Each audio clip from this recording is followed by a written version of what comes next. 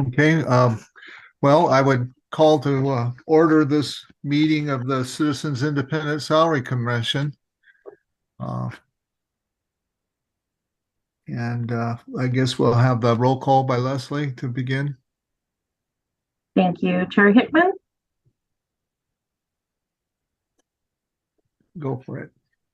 okay. Vice Chair Sutton, Present, yes. Commissioner Rogers, Present. Commissioner Garland, Present. Chair Hickman. Present. Thank you. Let's see. So the first order of business, I believe, is uh, the approval of the minutes from our last meeting. I think a copy of those went out to everyone along with this notification. Did anyone see any corrections or edits that they'd like to make? Any discussion of the minutes? I'd like to move to approve the minutes. Okay, it's been moved to approve the minutes. Do I hear a second? Second it. Okay, it's been moved and seconded. Any further discussion? Hearing none. It's all in favor. Aye. Looks like it's unanimous. Then I believe is next in line the time for public comments.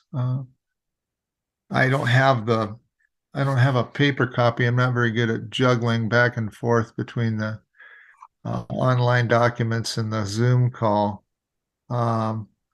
Leslie, is that the next order of business? Is general public comments? Yes, that is correct. And we did not receive any requests on that. Nothing. Okay. So I believe then the next order of business is to discuss the analysis that was conducted.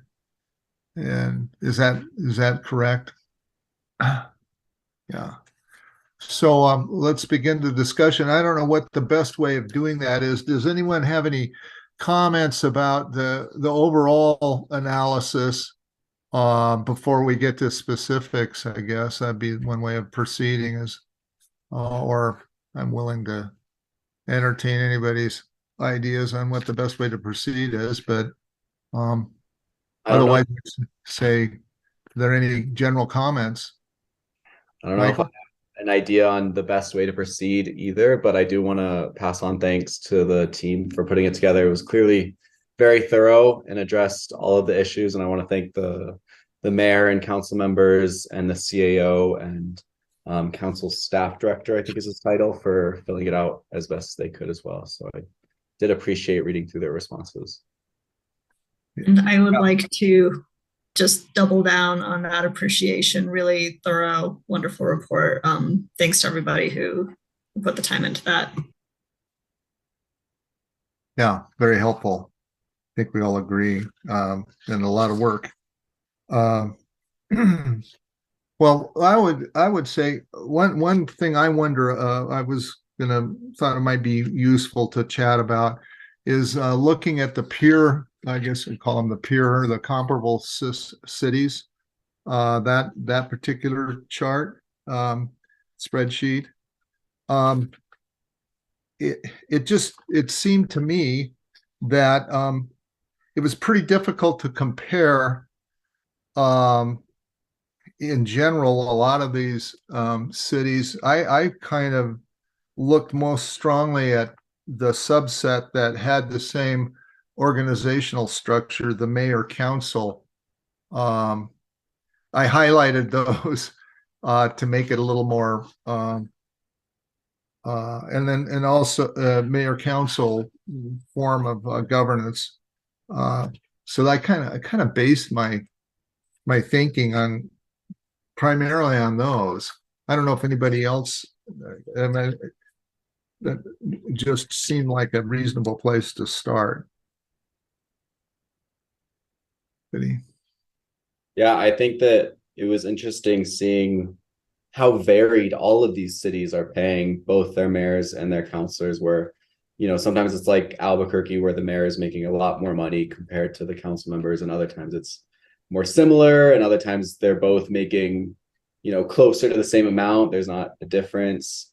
But I do think I agree that looking at the mayor council structure makes a lot of sense. And it looks like a lot of them, maybe not a lot of those, but those that do have a mayor council set up tend to pay their council members higher than we are currently paying them here in Albuquerque.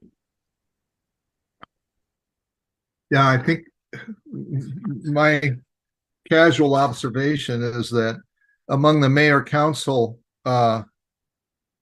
cities, Albuquerque stands out as being very low paying for both the mayor and the city council members. The only city council that is anywhere close to being with that form of governance is Santa Fe, and there's even Santa Fe's $6,000 above us, and it's got what, about a fourth of the budget and a fourth of the population. Their mayor is slightly lower, about what, 20% lower pay, but all the other mayors tend to be above, significantly above us. Well, I don't know, Louisville, they're at 140 and we're at 132 for similar size. Well, smaller city, a slightly smaller budget, but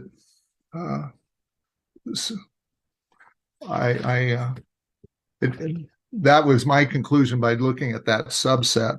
It gets a little stickier when you go to a different type of governance structure. And I'm not an expert at municipal government to know what the workload is on a mayor council versus a council manager, but I'm pretty confident council manager probably is a little less work, just judging from the salaries that are being paid, although that isn't necessarily true either, as far as the salaries go. Oh, one question that I have kind of looking through this is the part-time versus full-time designation for city council members. And, also the question that I think we've been circling around with our council of, nominally this is a part-time role. Is it actually a part-time role? And how does that compare to these other cities? I don't know if in our designation of part-time, if there's actually any kind of hours pegged to that, or if it's just part-time with no further specification.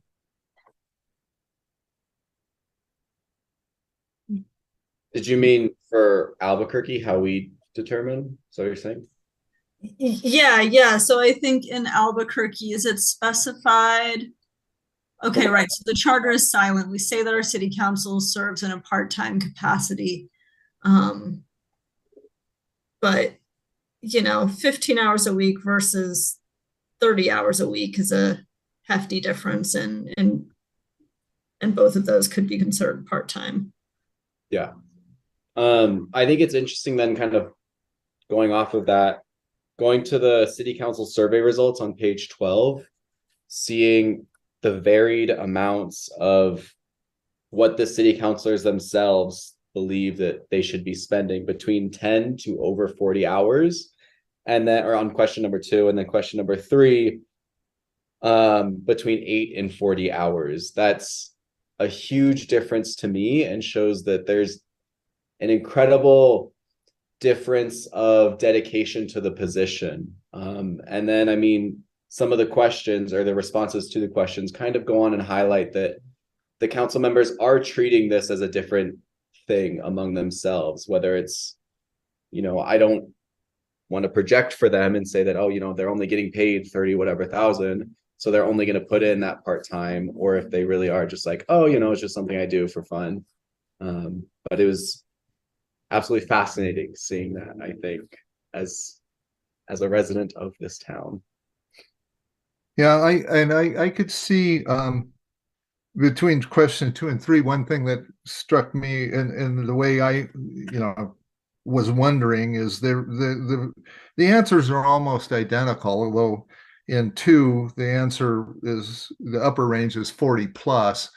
I wonder if some folks kind of interpreted question 2 as meaning how many hours a week do you actually spend? In other words, 2 came up before 3, and I think they may have answered 2 in a way that was really the answer to 3. These are the hours that I'm spending. Kind of like if you're a school teacher, how many hours do you spend, on your job? You might go, well, 5 days a week, 6 hours a day, 30 hours a week. And then the next question is, how many are you right in school? And you get 3 hours a week. Whereas the first question kind of says, well, if you add in grading papers and doing lesson plans and,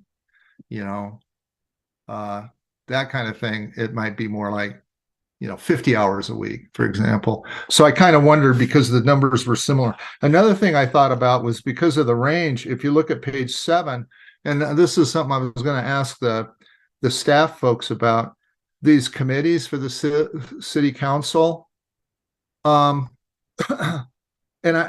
if these are all appointed committees, including the ones on page 8, like the non-city committees, Visit Albuquerque, the New Mexico League, Municipal League representatives, and there's like 3, 2, 2. If I just did a quick scan, I didn't get my calculator out, but I think that, not counting the committee of the whole, I believe there's about 70 committee persons there. Does that make sense to you? And if you divide that by 9, that's about 8 committees, which is, like, wow, that's a lot of committees. If my thinking's right, and I'm willing to have somebody correct me, but that'd be 8 committees per person. Now, whether they're evenly distributed, one thing that could explain part of that range is some of these committees might be, I go once a year to the New Mexico Municipal League representative municipal league meeting. I have no idea. Maybe that meets once a year, and maybe the Finance and Government Operations Committee meets meets once a month or biweekly, or during the budget cycle, maybe it's meeting every week. So these committees could be dramatically different. And I know that with boards of directors, sometimes they'll be paid a director's fee plus some stipend, whatever, plus $1,000 a board meeting, or $1,000 a committee that they serve on, or something like that. It'd just be a thought, going forward. I don't know if that would be legal with municipal government or what, but so that folks could, when they get assigned, holy moly, I'm on the finance committee and I'm on the public safety committee, and that means that's a hell of a commitment. I'm going to have to give up overtime working down at the Five and Dime or whatever, in order to make all those committee meetings. Just a thought. I think this is maybe a little bit of a different kind of topic, but still along the lines of whether or not we determine councils full-time. We wanted the insight of the career professionals, the CAO and the director of council services, who said that the city councilor could adequately complete their job in 10 to 15 hours or 25 hours a week, which I thought kind of stuck out to me compared to what the city councilors themselves were saying. And then I was like, okay, so what, how much weight should I put into either one of those answers? And I don't know if you guys have any additional thoughts? I kind of got stumped there. And I guess the other thing that I want to highlight in there, the CAO and Director of Council Services responses is question 18. One of them recommended counselors' jobs are essentially part-time plus, in the same sense of mayor's job is full-time plus, so over 40 hours, and that they recommended 50% of the mayor's salary as the council's salary. That's on page 19, question 18 there, the bottom, which I thought was maybe a good jumping off point. I think that, it's obviously not the same job, but if we're counting it as public service, maybe there is some value in addressing the counselor's position as 50% of the mayor's position. Thanks for calling attention to that. I had also noticed the gap between like what city councilors were saying and then what those two staff members were saying. I had missed that 50% proposal as I've kind of been looking through this, looking at how to square kind of that feedback against the counselors, against the, what are other cities with part-time council members doing, like all of that. I've been wondering about doing something like trying to peg the council members' jobs as like, as 60% or like 2/3. And so even with that, we're still circling around the like 50%, 60, 66%, like something in that kind of ballpark.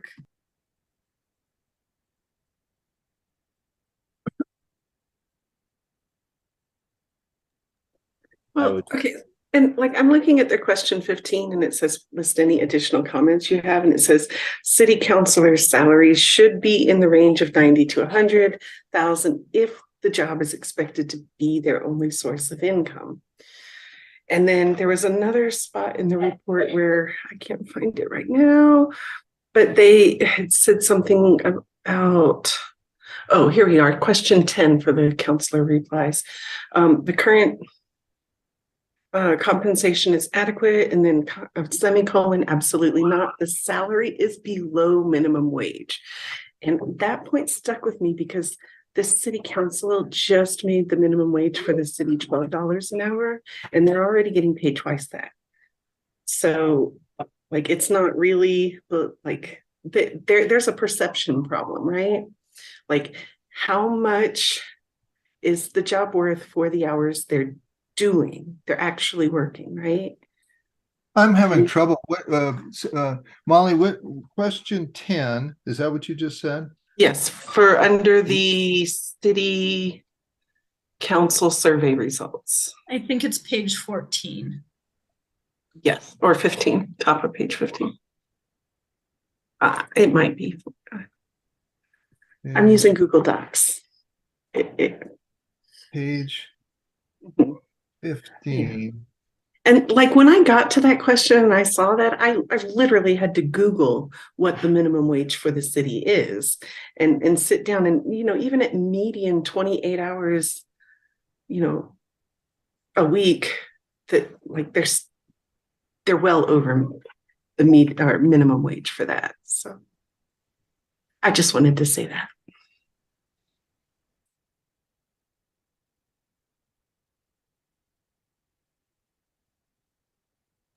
I think one thing that we're kind of circling around also with the question, like, is it part-time? Is it full-time? What does that look like? Is we're kind of holding this, we're collectively playing pretend that like, oh yes, you can go out and get one of the numerous good paying part-time jobs in the world, which no, like those generally don't exist. And so I'm also not sure quite how to circle that square. I mean, again, yeah, like you can do consulting work, or there are ways that you can do it, but that kind of option just isn't ubiquitous. Yeah, I'm shuffling through. Was there not a response about where these folks their outside work? I'm looking for that for the city councilors. I think As I recall, there were a couple of people. One person was like just investments. One at least was retired. Kent, Yeah. Kent, I've got that up now. It's on towards the bottom of page 14, but the answers to do you receive any other forms of compensation? There is retirement income, personal investments, serves on other paid boards, holds another full-time job. I guess that's our 10 hours a week friend. No other forms of compensation are received, self-employed, and spouse works. So it sounds think- like, well, let's go ahead. I'm sorry. Go ahead, Carrie. I was gonna say, like, lots of independent wealth or being in a position where you really can kind of blaze your own trail with employment. Yeah. I was just going to say, I keep shuffling through papers, but if I'm right, about at least half of the city council are retired or have other income, or their spouse works, they're not working. And about half are working part-time or serve on some other board or something to supplement their income, or they're just living off this job. If I got, that's a supposition, I guess, but does that sound about right? Yeah, I think we've really only got one person who identified no other forms of compensation are received. Yeah. Are they the person that answered they're working 40 hours a week? Okay. Yeah, No, can we trace? We're not able to really trace these folks, I don't think. I wondered about tracing them. It'd be an interesting sociological study to trace some of those responses on. Yeah, I can see Michael's thinking the same thing on the citizens' responses. We probably all did that a little bit. Well, let's see what number 50 said or whatever. It would have been cool even just to see the council members' responses. So if the person that's working 10 hours a week is also doing self-employment stuff, then, to what extent would we want to discourage that versus encourage something like that, right? But that's all right. Maybe for the next year or next time we meet.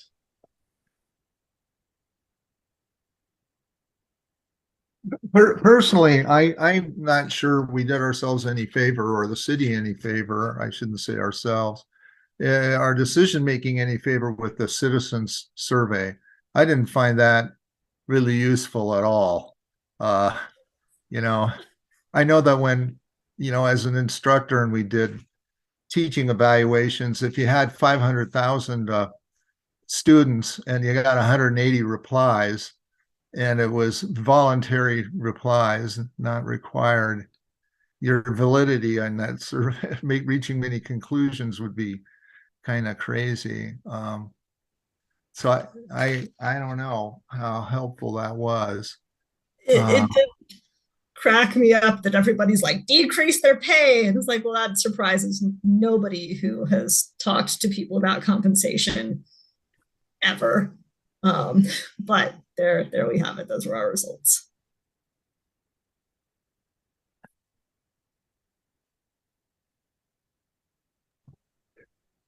Did I understand in reading through this that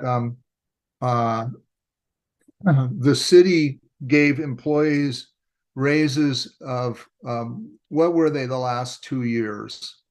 Was it 5% each year? So the most recent raise was 5%, and then the raise before that, I don't think we have that in the report. Vanessa, can you speak to that at all? Yes, just to confirm, the last two were indeed 5%. Okay. And would those two 5% raises correspond to years since the this year and last year. So in other words, they would correspond to the 2 years that the city council and the mayor have been paid the salary that we're looking at as their current salary. Yes, sir, that'd be correct. Okay.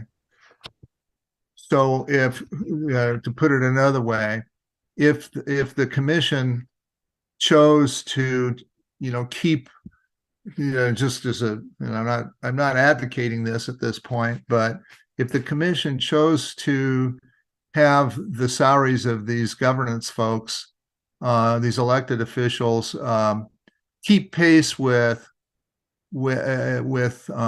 city employees in a sense, at least the increase percentage wise, then we would be increasing 5% last year and 5% this year, and come up with a salary for next year that would be essentially a little over 10% higher. Yeah, I just whipped out the handy dandy calculator app. That comes to just over 146,000.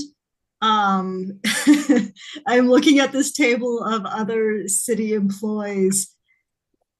That would still put the mayor positioned exactly where he is now, between the transit director and the civilian police oversight agency, ED. But yeah, Kent, that was also something that I was wondering, like, do we just kind of take those same cost of living increases and just roll them on through? So on the page below that, or the 2 pages below, when it gets to the average US inflation rate, in 21, it was 3.6, and in 22, it was 6.2. I think you just add those together, so 9.8 inflation. So how much is that going to affect the numbers we come up with? Yeah, that sounds pretty much in line with 10%. Because inflation compounds, and that doesn't give them a raise, that just keeps their cost of living. Although that's the US inflation. I don't know what it's been in Albuquerque. I tried Googling some stuff and I didn't have much luck.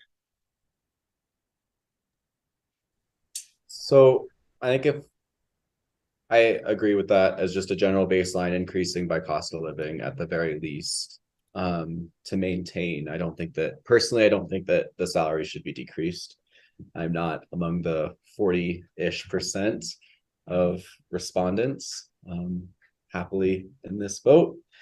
But going to question number 7 that the mayor answered, the mayor's survey results, he's quoted here as saying that Albuquerque is fortunate to have had a full-time, appropriately compensated mayor for decades, which I think to me kind of says that he's feeling happy with that, which is interesting. And then he also then goes on to say that he doesn't believe that the position requires someone have an additional source of income. He, of course, mentions that he has a dual income house. But he does also make the statement in that same question number 7, where he's saying that he's appropriately compensated.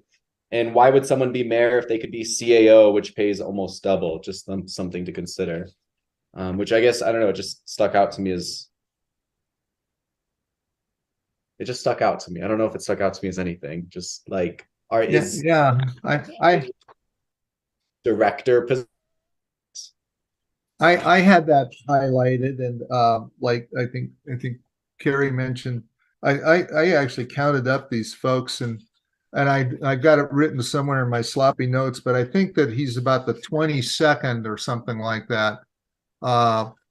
If highest paid public employee, I think he ranked. I think there was about 20 or 22 or something like that in front of him, including whatever the city clerk, the arts and culture director, any director of any of these offices are paid, you know, 25, 30, 40, double what he's making. Yeah, and then, oh, sorry, go ahead. No, you finish your thought. Okay, and then maybe part of why that stuck out to me is then looking at the, was it CAO, right? Yeah, CAO and Council Service Director.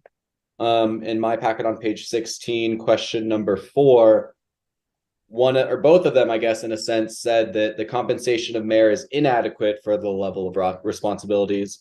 And then the second person said that the type of role often requires people who have skills of a much higher economic value than the office of the mayor, which kind of then to me tells me that they're not getting paid enough. It's not a competitive compensation if, at least, you know, as a resident of Albuquerque, the mayor would have more money, for example, if he goes to PNM, which they also recommended the mayor's salary be kind of reflective of as at PNM or Presbyterian, which I looked up, 891,000 at PNM for the CEO and 2.2 million at Presbyterian is what it looked like to me. I don't know if that 2.2 seems crazy high to me, so I might be wrong, but I don't know if the city can afford that.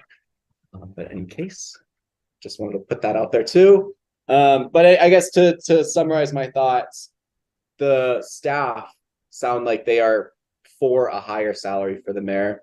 And the mayor, I think, also, you know, intelligently maybe isn't advocating for a large raise because that might be politically disadvantageous, considering there are many respondents who don't think that he should get a raise.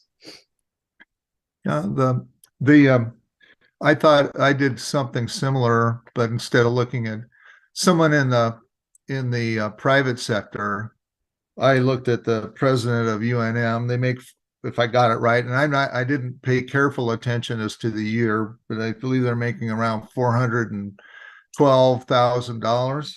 And NMSU 450. The superintendent of Albuquerque Public Schools is making, if I got it right, and again, I'm not 100% positive about the year, 276,000.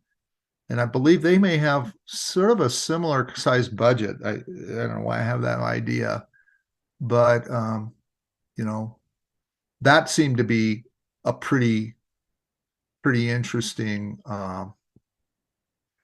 you know, sort of benchmark was the Albuquerque Public Schools, and the superintendent of Rio Rancho Schools in 2021 made 154,000.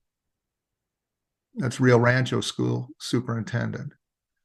And I don't know which job I would rather have. I would never say which job I'd rather have, but I don't know which of those two jobs, superintendent of schools or the mayor, would be require the highest compensation. A couple of thoughts here. Yeah, I don't think we're going to land at 2.2 million as the number, although I absolutely believe that for the CEO of PNM. One thing that's an interesting dynamic that I'll just kind of name also is that even within for-profit organizations, the CEO isn't always the highest paid person. You know, whoever heads up your sales team, wherever they're landing in commissions, can put them over that number. For tech companies, whoever's heading up your engineering team also tends to pull in a pretty hefty salary. So there is some private similarities here where, like, just because, you know, you're the big boss or whatever, doesn't actually mean that you're necessarily the highest paid person in the room. But I do think that at some point you get some inherent differences. And I think we want our salary for the mayor to be enough and appropriate that it is not a pain point, and that it's not a barrier to qualified, capable people running for the office. But at the end of the day, that's not going to be the motivator. I mean, if you get into politics to make money, you've just made a very poor choice for yourself. You know, even the president of the United States makes what, like $400K a year? Like, go head up P&M, man, if you wanted to make more money. So I do think that we're looking at landing on something that is enough and appropriate, and recognizing that, you know, just like nonprofit salaries compared to for-profit salaries compared to government salaries, like there will be some differentials there. Yeah. Can I say something? So there's like what, $43,000 difference between the mayor's salary and any of the C-suite guys in the city. So like, are we looking to close that gap and move the mayor further up on that chart?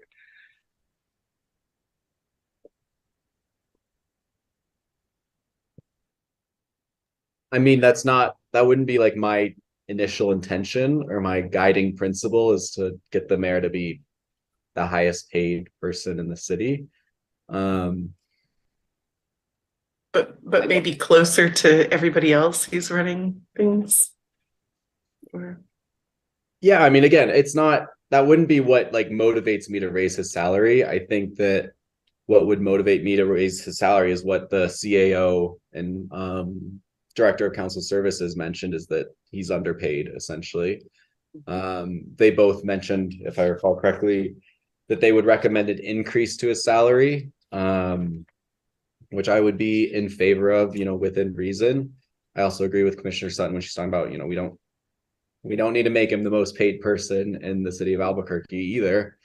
But it's, I guess, then just hard to know at what figure do we land at. One thing that stuck out to me when I was thinking about those figures was the median household income for the mayor. And I believe it's currently he's making 211% higher than the median house is here in Albuquerque.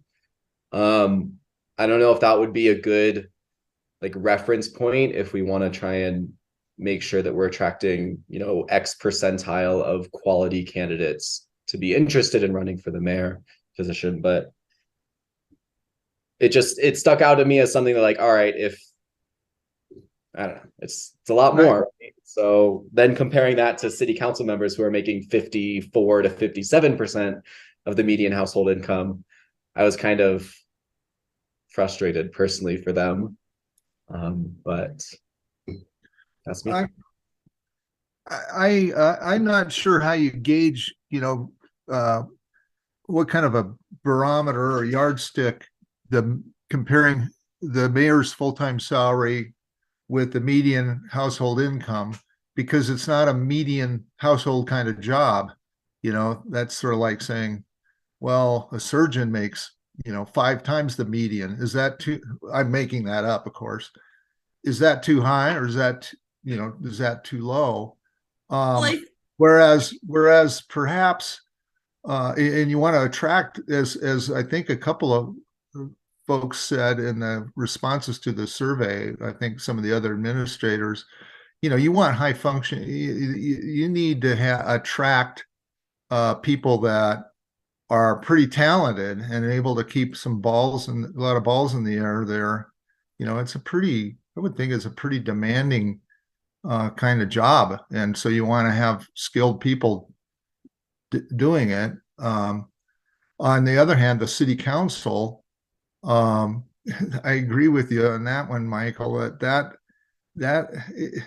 and I think by whatever yardstick you use, it just seems to me that they're not, you know, they seem like they're lagging behind proportionally more than the mayor is, to me, as far as the idea of attracting candidates. I think that the mayor, I believe we ought to be at least keeping the mayor up to the cost of living increase, and maybe beyond that. I listen, but the other folks seem like they need a little bit more of a boost. One thing that I think we may have had this information last year, or maybe not, is, you know, the idea of attracting candidates. And I'd forgotten that until I started looking the survey over. How many people ran for city council? You know, are we attracting a lot of candidates? And I guess we attracted one who was had to be disqualified, right? And Not sure about last year, but I think to clarify kind of my consideration or my reflection on the median household income is that as the mayor is, in his words, the CEO of the city, to me, he's, the head resident almost, right? He is supposed to speak for all of the people and lead the people. So I would compare him to the average household income here for that reason, as I would with the city council members, because they are more directly the representatives of a localized population. But that was my kind of background in thinking that that figure should at least be in our minds when we're considering compensation. I think it's a really useful gut check. I don't think it's our deciding factor, which I don't think anybody here is saying it, but it is just how does this compare to where folks in the city sit? Because we don't want somebody who's wildly out of touch with the city. There's a lot of ways in which, like, hey, maybe don't try to run a city like a business because they're different, actually. I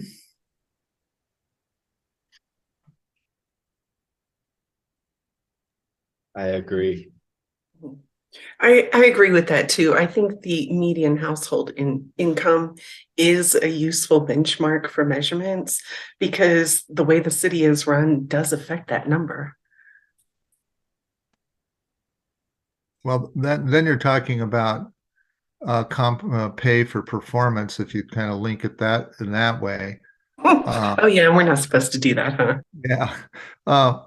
Yeah. Well, I mean, I agree that certainly within a range. I mean, if it was like the PNM, if the mayor was being paid, 50 times the median household income, we'd probably say, yeah, that at least I would say that seems pretty far out of line.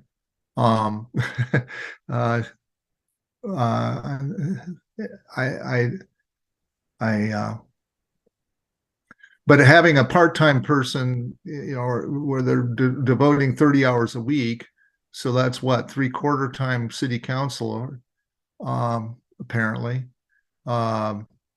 make, would Mike say, 55% or something of the median household income, and they're working 75% of the median household hours of full-time work, if that's median.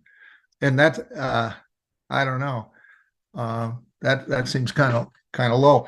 Do we have any sense about if we're getting quite a few? Do we have quite a few folks who ran for office for city council last time? Anybody? I don't think we can speak to that number. I mean, if that's something that you feel that is impactful for the analysis, we could do that. But as of right now, I don't have those numbers on hand. I'd like to float maybe not a formal proposal, but kind of just doing a pulse check with the commission. What if we take the mayor's salary, give the 5% increases? That takes us to $146,000, $146,081. I'll drop that in the chat. And then look at anchoring the city councilor salaries as some percentage of that. Like, does that feel like we'd be getting into the right ballpark here? Does it feel like we need to really stay at the drawing board stage? I think that is a good place to start, for sure, to start honing down on a number. At least for me, I don't think I have any other big points that I wanted to cover in terms of just bringing up for discussion, just to float things on our mind. So I would be down to start honing down on that number and trying to decide, what exactly do we want to set something at.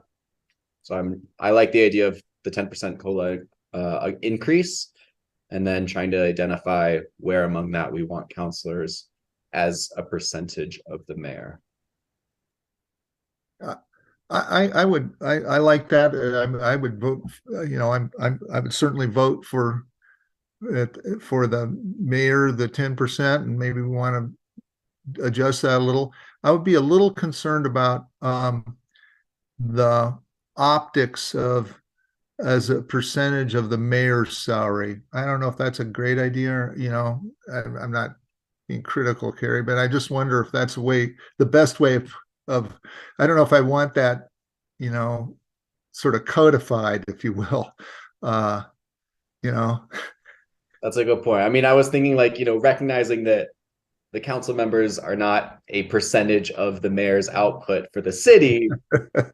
I agree. It's not like 3 council members, for example, or 1.3 council members make one mayor, right? They have different roles in the city for reasons. They're focused on different things, but I think at least starting with what the mayor is making and then finding somewhere between, what are they currently making, 33 or something?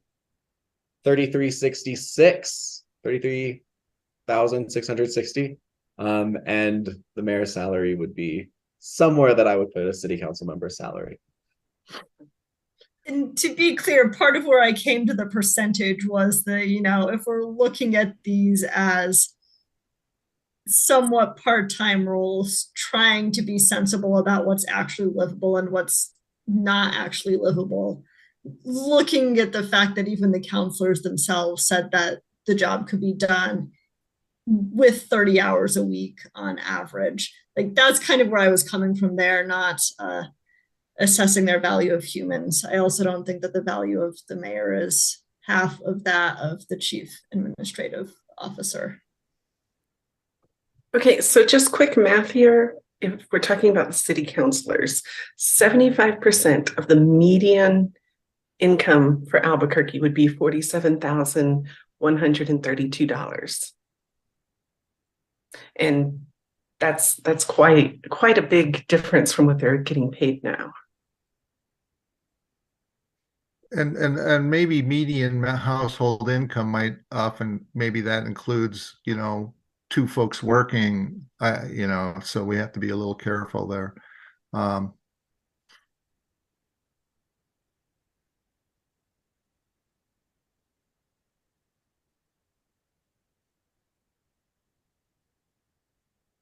Does that number sound comfortable for counselors though?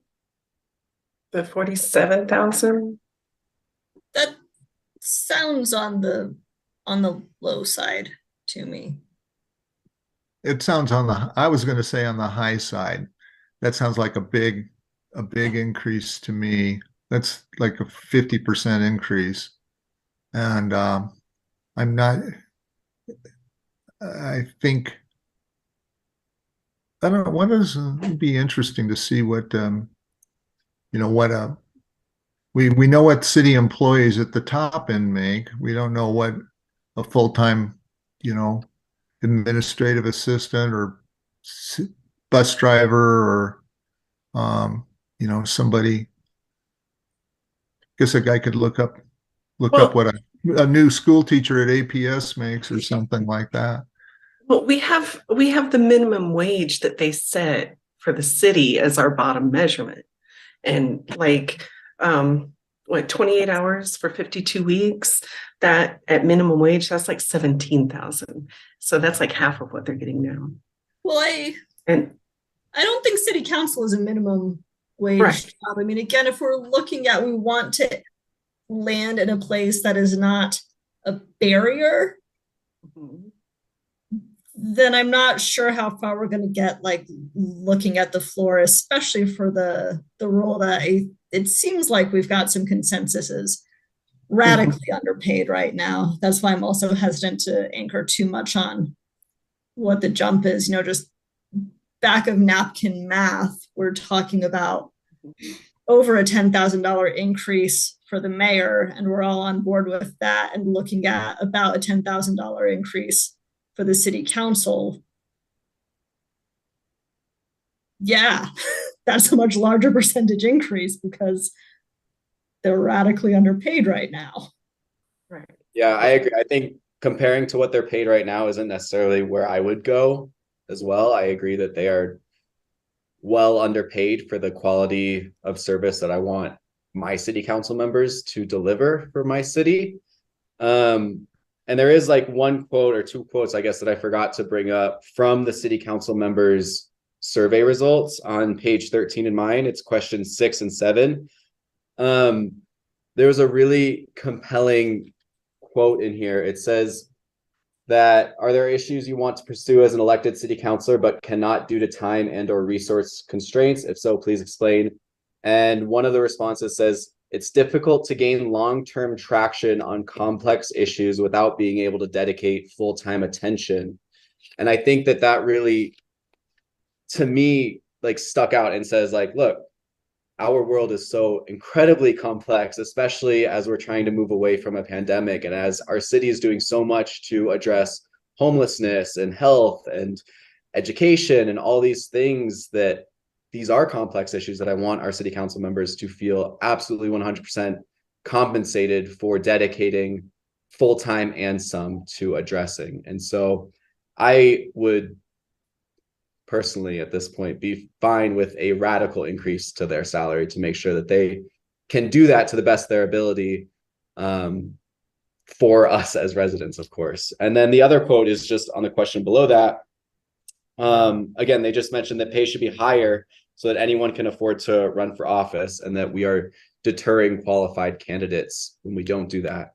And again, the more qualified candidates that we can attract to run for city council, then the more efficient they can be dedicating their time to those complex issues like homelessness and health and things like that. So again, I would be on a more radical increase. And, you know, as we were just talking a little bit further, when we're talking about, you know, is a city council's members contribution to the city any percentage of the mayor's, I'm kind of like, well, you know, what if we put them at the same, right? Like, let's just run some thought experiments. What if we valued each city council member's time to the same extent we did the mayor's, you know, just as a, how incredible would we get our city council members at that point?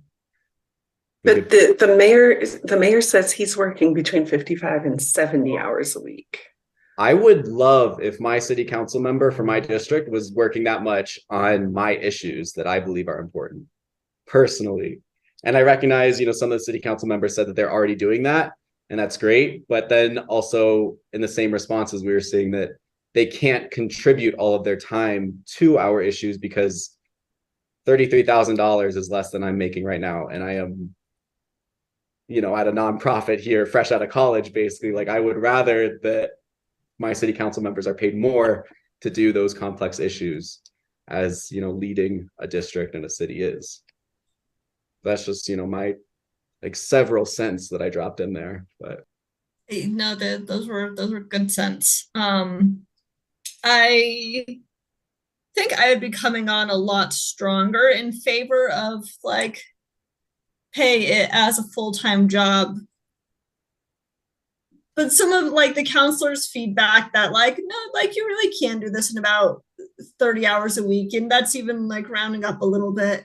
And also there was one of the notes from the chief administrative officer and the other director on question 11. This is on page 18.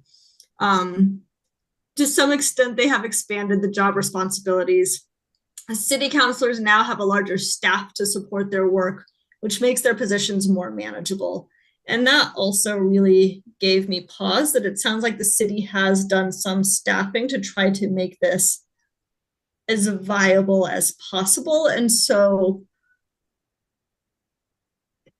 I wonder if we... Yeah, I was thinking exactly the same lines with those two thoughts in mind too, Carrie, that they kind of said, we think we can, it was pretty uniform that they thought they could get the job done in 30 hours or slightly under 30 hours. And the administrators kind of thought that as well, and also mentioned the support staff. just as kind of an anchoring. So I guess I understand what you're saying, Michael. Yeah, it'd be, I think it would, I think it would be good if they spent more time. I don't know if it's our duty to kind of what's the word, drag them on into that by compensating them a lot more than they're getting paid now, even though they already told us they can do the job in 30 hours. It's sort of like a left-handed compliment, like we're gonna overpay you for what you're doing, and that'll guilt you into putting in more time or something. But let me just real quickly say that I just looked up step 1 for the Albuquerque Public Schools, and maybe that's, I'm just thinking about, someone like yourself, Michael. If you had gone into teaching, step 1 would be $50,000. So 3/4 of 50,000 is like 38,500 or something, if I did that in my head right. That's just that's a thought too. Some, kind of just, and also I'm not sure what we mean by this. I didn't understand the column in that spreadsheet that said minimum wage. I assume that that's just the minimum wage times 40 hours in the city. Like it says here, they're quite radically different. Annual minimum wage in Albuquerque, 24,960.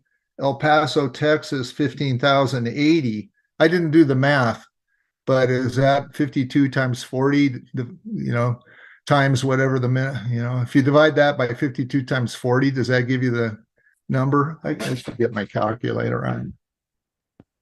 Leslie, did you want to speak to how you arrived at those figures? Yes, thank you. This was taken from the census. And yeah, I just ran the numbers, at least for the Albuquerque number, that does come out to $12 an hour for the minimum wage. Yeah. So that I guess they're trying to, I guess you could link that to somehow the cost of living. I don't know, or I don't know what that tells us too much. I do want to kind of reiterate a concern. I'm not quite sure how he ended up here, but with the mayor, we were comparing his salary to the highest paid people in the city. And now somehow we've landed in comparing the city council to the lowest paid people in the city. And I'm not sure how we ended up there. Again, I think that both of those are very useful kinds of metrics. I want to make sure that we're not just anchoring down here on the basis that they've historically been underpaid. But Ken, there was something that you said that I really appreciated with we can't necessarily drag council members into treating this like a full-time job just by paying it like a full-time job. But I wonder if we can open the door to make it viable even for most people to treat it as a full-time job. And kind of see where things go from there. Because right now it's not, it's just not. I don't think we're doing ourselves any favors by paying city councilors, poverty wages. No, I agree with that completely. I don't think that we can drag them and force any one person or any one elected official, especially to put in the hours that, me as a demanding constituent wants. But I would love, as Commissioner Sutton's saying, to elevate it so that they're able to, and they don't feel like they need to be going to work as, their other job. I still think that there's value to that. And if they choose to do that, that's on them. And, the residents and the voters can decide then if they still appreciate the amount of output that city council member is contributing to the city. And I do appreciate also recognizing that both the city council members and the CAO and Director of Council Services put the expected time at below full time. And so then I'm back to, let's value the mayor and the city council members individually as equal partners in leading the city in two slightly different ways, and just put 75% of the mayor's salary as the city council member's salary if the mayor is doing full-time plus and the city council members are doing roughly 30 hours a week. on average, as 75% of full-time theoretically. Yeah, I think it's hard to. I think that it'd be hard to argue that a city council member, because they're putting in 3/4 of the time, has 3/4 of the responsibilities of the mayor. He's the chief executive officer for the whole city. That's a pretty big leadership position. The buck's sort of stopping there. The city council is the legislative body of the city, creating laws that the city is then expected to follow, which I think is also incredibly important. So you'd argue that every member of the House of Representatives and every member of the Senate should make as much as the president. I am reluctant to get into national politics for those folks. I haven't done the research. I don't have a really great report to back me up on any information, any decisions for them. But I just meant that logic seemed to point that direction to me. Oh no, I just did some quick Googling also to kind of chase down this logic. So the President of the United States, again, 400K per year. And then US senators are paid 100. Oh, no, wait. Senators and House of Representatives, yeah, 174,000 per year. There's some bumps if you're one of the leaders or whatnot. So that is 174. So that's 43%. Just for shits and giggles. So if we were to, and I'm not saying that we should do this, but it's always useful to kind of gut check things. If we were to use that same percentage for what we've got for the mayor's salary, that would bring our city council members to 63,000 per year, 64,000. You know what, in the benchmarking analysis for the cities, most of the cities that have similar budgets to ours, their council members make around 50,000.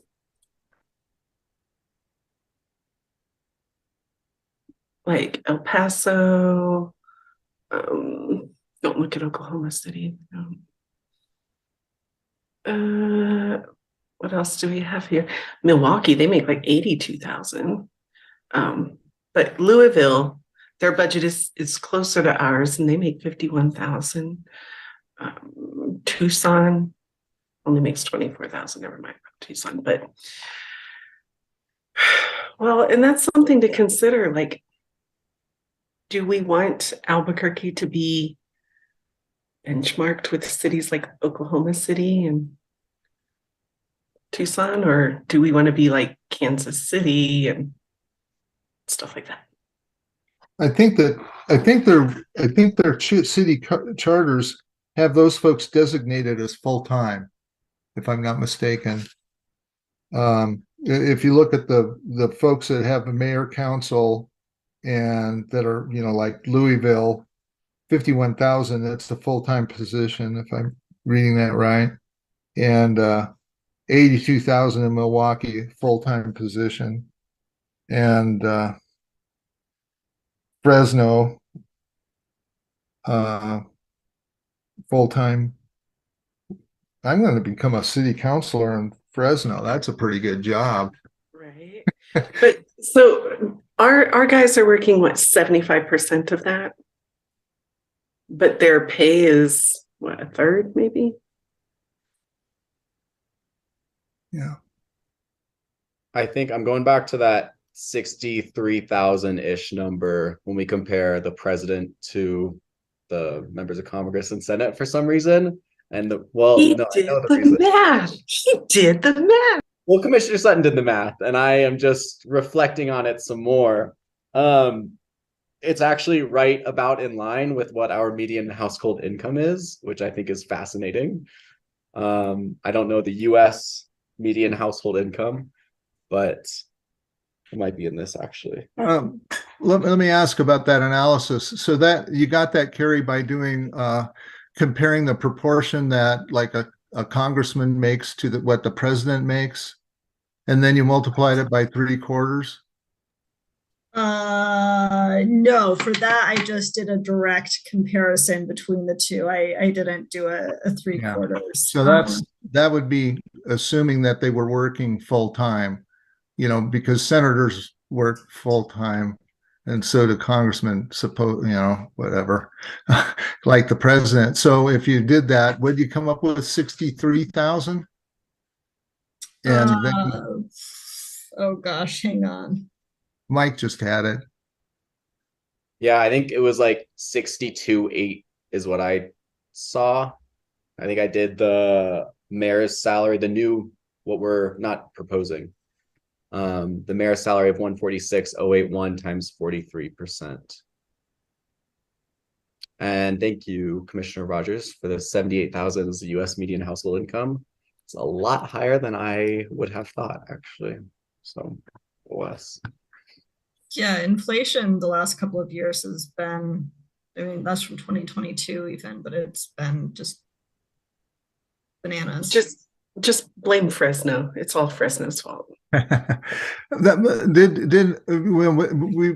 we were talking about, Carrie mentioned, we look at the mayor and we're comparing it to the highest paid folks, and I don't think I was the one who said something about the lowest paid folks, and when I said at the city, I meant that are city employees, not in the city, not minimum wage.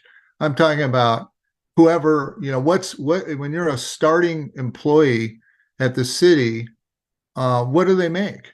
I don't really know. Yeah, why are we comparing city councilors to an entry-level employee with the city? Like, how are these comparable? Like, again, it is a really useful gut check for both the mayor and the city council, I think, to be looking at the median income in the city. But how on earth are we anchoring on the lowest paid people in the city as being relevant for the city councilor's pay when it wasn't relevant for the mayor's pay? Well, I don't think I wasn't advocating anchoring it on that. I think it's useful information, because that would be clearly if a bus driver is making $60,000 and the city councilor is making $33,000, and you want to get somebody who's got a profession to run for this job, you should certainly be paying them enough to move from being a bus driver to being a city council person. I wasn't suggesting that you pay them the least. I was suggesting that that's a foundation. That's the low. It's a more useful number than looking at $7.25 an hour times 40 hours to figure out what the lowest paid person in the city, not city employee, but in the city makes. It gives us an idea of a living wage, whereas the median household income is a little bit more difficult because more than one person might be working, and median numbers, well, median's better than the average, but yeah. Anyway, I don't know if is there a published salary schedule for city employees? I just kind of curious what a city councilor makes if you figure it's 3/4 time. So I pulled up MIT's living wage calculator, and living wage calculation for Albuquerque, New Mexico. Living wage for one adult with 2 children is $42.43 an hour. So that would be like a single parent with 2 kiddos. Per MIT, that's what they would need to be pulling in. So $42 an hour.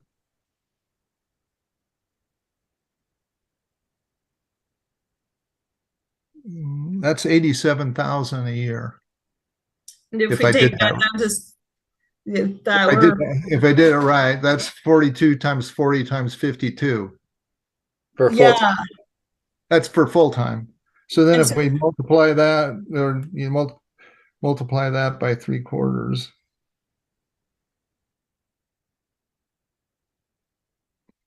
That's 65,000.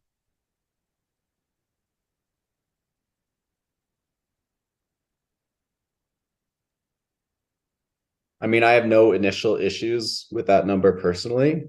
But I still do kind of want to go back and think of, as I think it was Commissioner Sutton brought up earlier too, like if you're working 30 hours as a city council member, how much time are you able to dedicate to a second job that is still going to be, you know, compensating you, right? Like I might be able to pick up a few shifts at my local, you know, local food vendor, right? I don't work for those big corporate national places.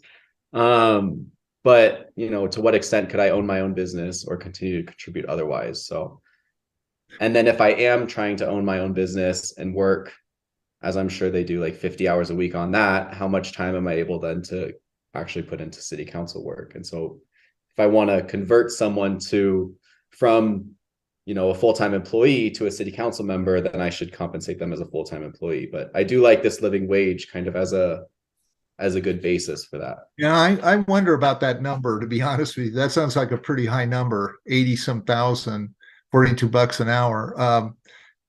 Particularly because we just passed this mandate for school teachers to make a minimum of $50,000. I mean, that was an increase that was a little bit controversial on the by the state, right? And apparently, lots of people, you know, there's people that are teaching school. They're certainly working full time.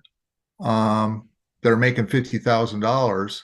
well, They may not have so I two will kids. say the Yeah. living wage listed for one adult with no children is $15.97. So kids are real expensive, as it turns out. Wow, I guess so. And I just dropped a link in the chat to what I'm looking at. You know, that also breaks down what the expenses are for, you know, one adult versus, you know, there's a lot of options here that you can kind of pull from for what actually makes something a living wage or not, just depending on somebody's household situation. And so there is, again, I just come back to this philosophy of we want to make sure that the pay is not a barrier to most people. And I think that we can agree that right now the pay is a pretty hefty barrier. But how high does it need to get to be not a barrier for somebody with kids, for somebody without kids, for somebody who is self-employed or can have that scheduling flexibility, or for somebody who can't? Like, obviously it's messy. Here we are. Well, I'm going to just throw out some numbers, and I know Michael's not going to be happy, but what would happen if we said 150,000 for the mayor and 50,000 for the councilors? It seems arbitrary initially. I mean, it's an increase, obviously, but Everything's going to be arbitrary, you know. well, I would push back on that. Let me finish. If we tie it to the, you know, the pay of the president of the United States versus senators, that's an arbitrary comparison, right? I mean, you know, push back on that too. Actually, they're both legislatures and then the executive branch of government for the national government versus our local government. So in a way, I would say that's also an accurate and a reasonable interpretation of what we should do. Sorry, Commissioner. Yeah, kind of riffing off of both of you. You know, anytime I'm looking at things like comp, if you can hit a similar number coming at it from a couple of different angles, usually that's going to tell me that we're in the right ballpark. And so for the mayor, you know, we really only came at that from the one angle with the like, oh, we're going to do the cost of living increases, keeps him right in the same spot where he is relative to other city officials. So that's nice. I don't know. We didn't seem to have as much heartburn about the mayor's salary. And with the city council members, my sense is that as we're circling around the like, it's the living wage, we anchor on living wage, we anchor on cost or median household income within the city of Albuquerque. We do some percentage of what the mayor makes. My sense is that we're circling around something in the $60,000 to $70,000 a year ballpark. Maybe closer to the 60,000, but yeah, 60 to 70,000, depending on what angle you're coming at it from. My 50,000 came from the idea that we just mandated $50,000 for a full-time job for school teachers, which is a professional job with fair amount of training and a lot of responsibilities, and requires fair amount of outside the actual classroom, outside the work. And so that it just seemed like and we apparently feel like that's enough to help. The state apparently thinks that that's enough to attract teachers, right? One of the big problems here in New Mexico is education, and we're trying to attract and retain teachers. And so if we kind of think about, we want to attract people that are, that are going to be decision makers and have a fair amount of responsibility and take professional in their jobs. That just, so I wasn't pulling the number totally out of the air. And I did pull the mayor's number out of the air just because we nice rounded numbers. I love that though. Yeah, well, So the problem I have with like even considering what teachers' salaries are for a basis is teachers are so historically underpaid here in New Mexico that New Mexico is literally last in childhood literacy. And so we're not doing enough in that area. So it shouldn't be used as our basis for anybody else's salary, because it's not serving well. We just raised it to 50,000. That's why I mentioned it. It wasn't 50. We raised it to 50,000 in an effort to get up to speed, to attract people. And remember, city council jobs, three-quarter time job instead of full-time job. So effectively, that'd be equal to about a $68,000 full-time job, doing the math in my head. Also, just adding in some kind of back of napkin considerations. If that 50K number for teachers is statewide, Albuquerque is higher cost of living than many parts of the state. I don't know offhand what that differential is, but I think that's worth just kind of holding in our consciousness as well. But even with that disclaimer, if we say that like 50,000 up by, I don't know, call it like 10% cost of living differential for Albuquerque versus, statewide, that brings us up to 55,000, which is still circling around that same kind of ballpark of the 60 to 70. Like we're at least, I think, honing in on a range, again, looking at all of the different angles that you can approach this from.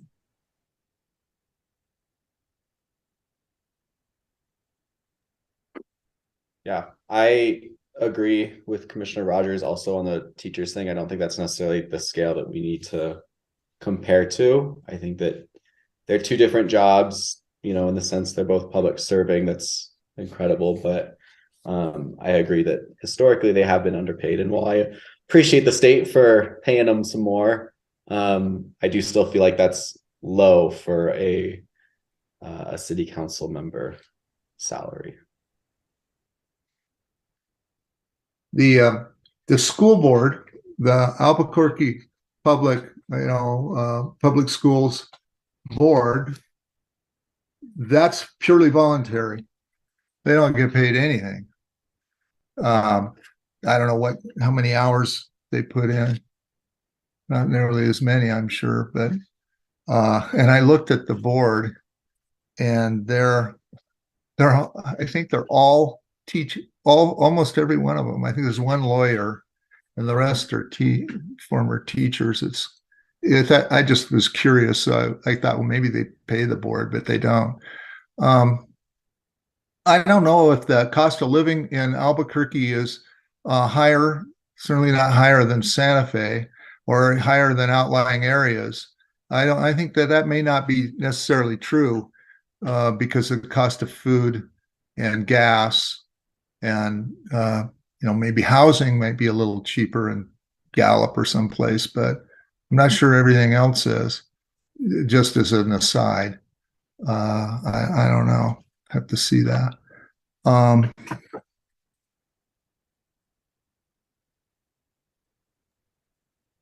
I keep going back to that like 65 something, 65 and change as the 75% of a living wage for one adult and 2 kids. It seems like a reasonable number. It's still a little bit higher than the household income, but I think that's fine personally. It's like that's actually just about in line with the household income in 2021. So even if we were to add 10% onto that, it'd actually be a little bit lower than the household income for 2021.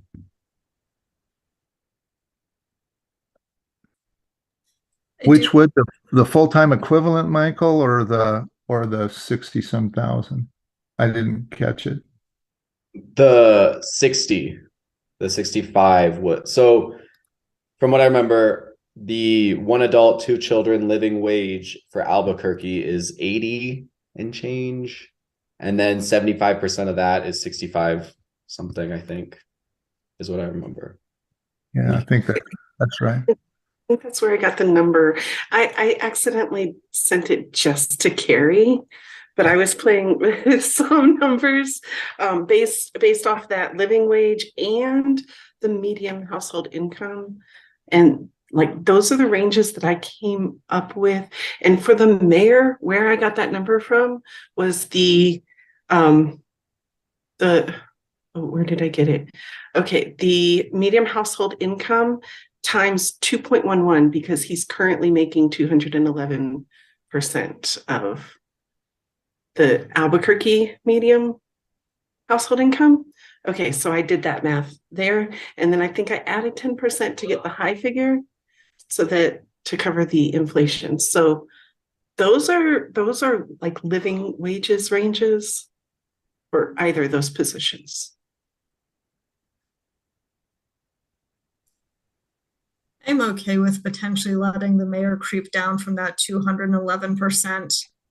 Perhaps we can be responsive to the people of Albuquerque that decreased its salary.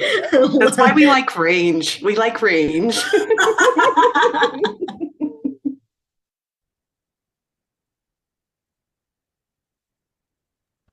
So if I might add, we only have about 30 minutes of discussion time left. And I'm just wondering to the commission if you're comfortable making a motion to approve the analysis that we've done, or is there anything further that you need from the team that would help inform your decisions?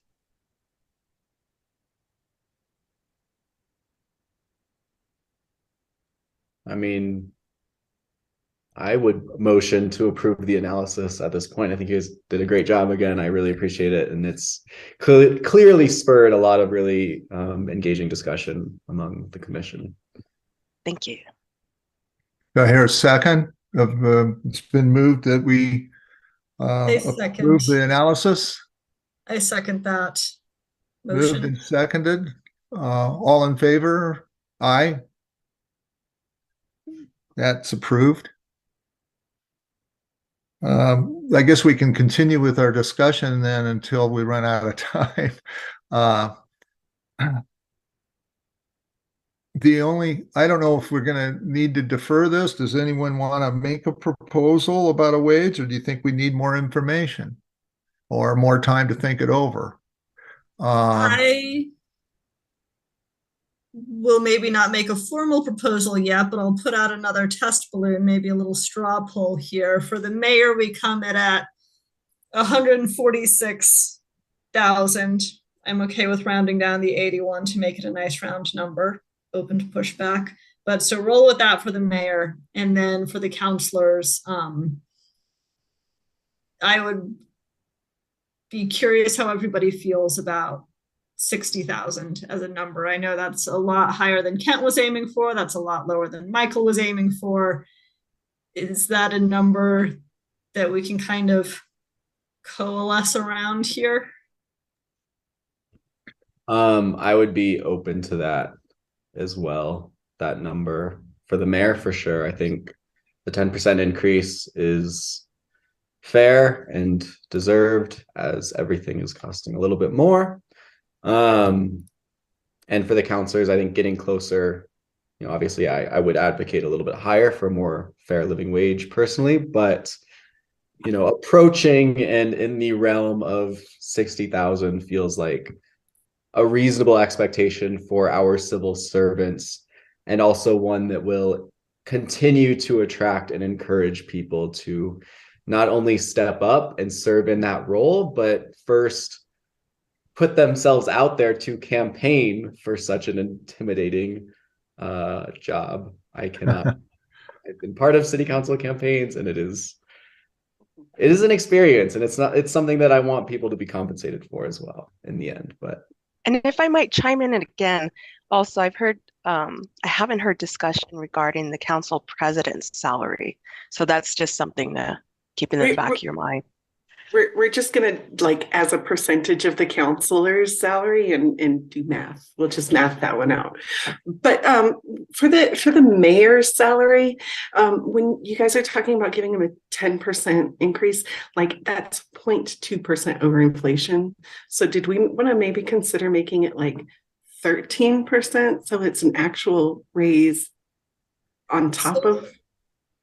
One very minor point is that when I did the math for that number, I actually took his current salary times 105% times 105% to get those additive, like, multi-year raises. So it is very slightly over 10%. I know that that's super pedantic, but just like so that everybody knows, we are actually slightly over 10%.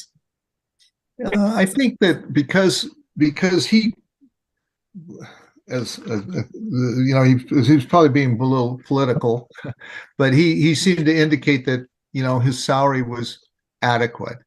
So I think that keeping his salary, I guess I don't see a huge problem with keeping it up with the cost of living and with the rest of the city as far as the raises go. But I suggested 150 because it was a little bit, there was an actual increase in salary, real wage in that. But I'm okay with it either way, 150, 146. The other thing, let me speak real quickly to the 60, and I wonder if, and I'm not sure, maybe I need to reread the preamble to our report, what the city charter or whatever it is that stipulates the duties of the counselors, does it actually say in there that it's meant to be a part-time job? I don't know if that's sort of codified in there somehow. That's one thing. Yeah. Yeah, just looking at the grid for Albuquerque, it says that the charter is silent and that the legislative body, our city council, serves in a part-time capacity, but the charter is silent, again, like per the grid. So it's just by tradition that it's part-time, apparently? I guess probably what that means is it's not codified that it's full-time. In other words, you can have another job, whereas probably these other cities have actually something in there that says you can't hold, you know, another position while you're doing this or something like that. I wonder, and I don't know about whether more information would be useful or not, but there's a couple of things that I wouldn't mind seeing. Again, not that we're not to make just to make it a floor, not a ceiling or anything, or not a target, but I would be interested in seeing what full-time, a range of full-time city employees like librarians, administrative assistants, bus drivers, just to give me a sense as to what folks make, an entry-level policeman, make at the city. That I would be interested in knowing that, because I think that would give me some sense about, not what MIT says is a living wage, but what the city of Albuquerque says is a living wage. And the second thing is, I kind of would be interested in seeing how many people ran for city council the last 3 elections, because one of our duties is, one of our objectives is to attract candidates. And, we could make, if we're already attracting, if there's 9 positions and we're attracting 40 candidates, then, I don't know what kind of a roadblock it is. If on the other hand, there's 9 positions and we're attracting 18 candidates, I don't know if it'd be useful information or not, but I guess some information you don't know if it's useful till you see it. I don't know if that would be useful for anyone else. I just feel a little hesitant to, I mean, I'm not opposed to the 60,000 conceptually. I just want to be sure that it's a good rational number, and I'm not, for my own self, convinced that I have enough evidence to be a jurist on that one. I will say, I think the question of how many people ran for city council is an interesting one and kind of a sticky one, because, if we had 40 warm bodies who are not up for the task, then no, we haven't landed where we needed to. So numbers alone doesn't quite tell us. But thinking back to that question around other streams of income, that again, people were either independently wealthy or, had a partner that worked or something in that realm, or had some other stream of income. There was only one person for whom city council was all they were doing. And, I know that I've kind of had like a foot on both sides of the fence here with the, we like, even though it's not a full-time job, we want it to be like livable as a full-time job, like, oh, let's prorate it in a way that makes sense since it's not a full-time job. And yeah, there aren't that many ways that you can have meaningful side gigs that are going to close that gap. And right now, the way that it's structured really does require that. So at minimum, I think that we can look at the actual composition of our city council and say, like, yes, this is a hefty barrier just based on who actually has been able to serve. Yeah, I think everybody's in agreement that the city council needs a bump, and a bigger bump than the cost of living, needs a real increase in the compensation. I don't know, does anyone else think it would be useful to have, information about what the, a range of folks, would make at the city before we make a decision, or I don't know. I don't know if I would necessarily find a lot of value. I mean, it might be interesting to look at, but realistically, they're different jobs, right? Like a garbage collector as value to the community is still not a city council member, regardless of if that garbage collector is working 40 hours or 20 hours. And in the same sense, a librarian is a different position to me.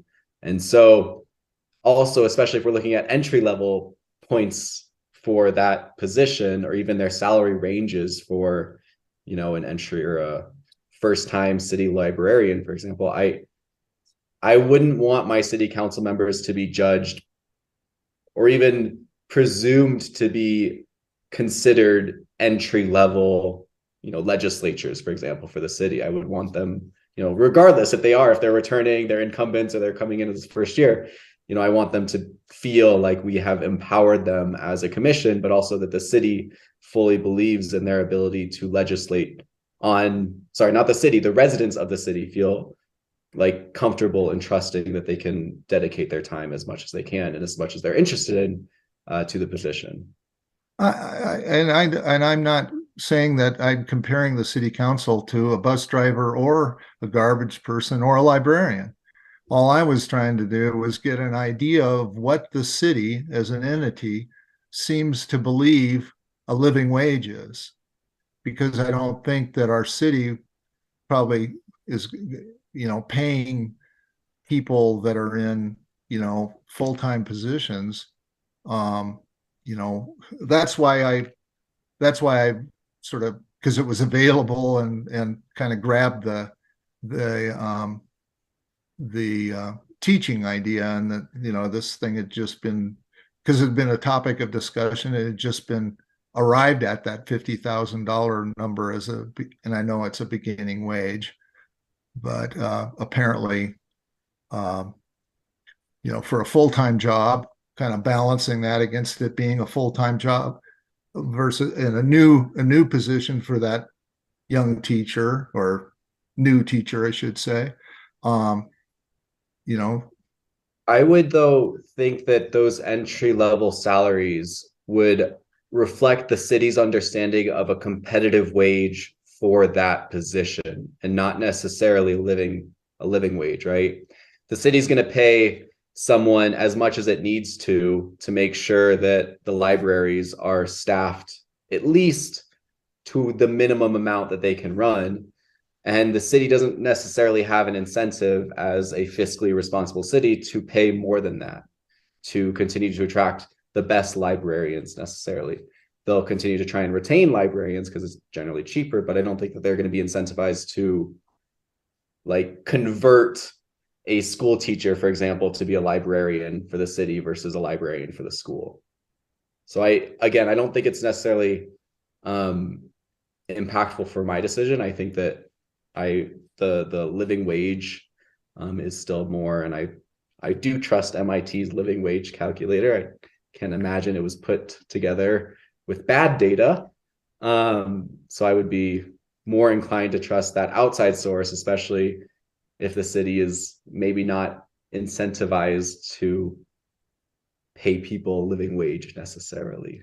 You know, there was a chart, and I didn't know how to. Oh no, that wasn't. I looked at them. I think it was when I was trying to find a cost of living index for the city, there was I found a chart. Gosh, I wish I could remember. I'll have to look it up. That showed the income distribution for the salary distribution for folks in Albuquerque, and I believe there were some folks that made a lot of money, like, you know, you would expect nowadays, but there weren't. There was a surprising number of people that were in that, you know, sort of $50,000-$60,000 range. Gosh, yeah. And never mind, because I can't remember enough about it. I wonder if I have it saved somewhere. I mean, that would kind of line up with the median household income figure then that we have, right? It lines up with the median household income. You know, as somebody who, you know, I don't have my hands in comp all the time across every industry, but I do keep a rough idea or make a point of kind of keeping tabs on, salaries for different kinds of roles as they're getting posted. And my just absolute unscientific gut sense is that like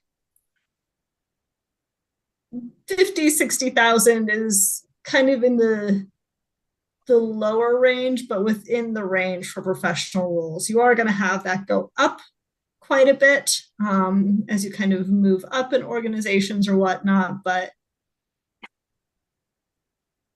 yeah, like we're not wildly off base for what, especially many kinds of nonprofits, which is a little bit more what I'm oriented to, like professional roles in nonprofits. Yeah, I think that we're in the ballpark here.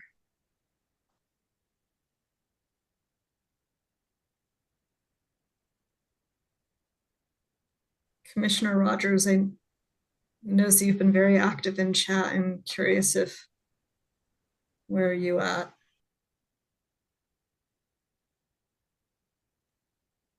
Personally, I'm happy with like the 149,725 for the mayor. That it's a 13% raise that covers the what do you call it? Inflation.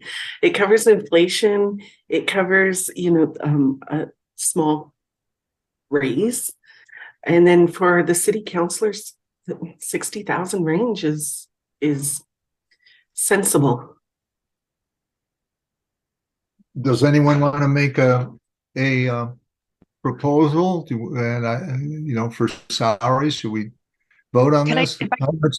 Sorry. No problem. I Marissa? just wanted to interject. So we'll need 3 separate motions, 3 separate proposals, and then the rationale behind each.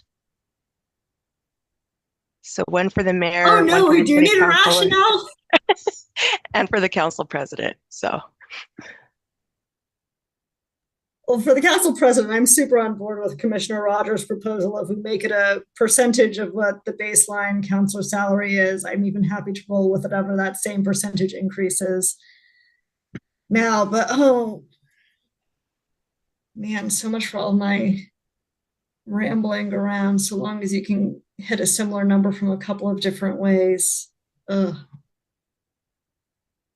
Well, the easiest one is the president, right? And Molly had an idea of, we all sort of seem like we're on kind of the same page about, a cost of living, keep up with inflation, sort of number. And, so we have the rationale, we'd have to come up with, kind of the number. I think, well, the 10% roughly of cost of living adjustment, I agree with, but then there's still that 3% additional raise essentially that I think we would personally like to have some kind of rationale behind. It's 3%, so right, it's not that much, but if I'm a citizen and I am voting, I'm a respondent to the survey and I said decreases salary, and I heard that, okay, you increased for COLA, but like, why'd you do it a little bit more? I think that I would like to have some kind of answer for those people.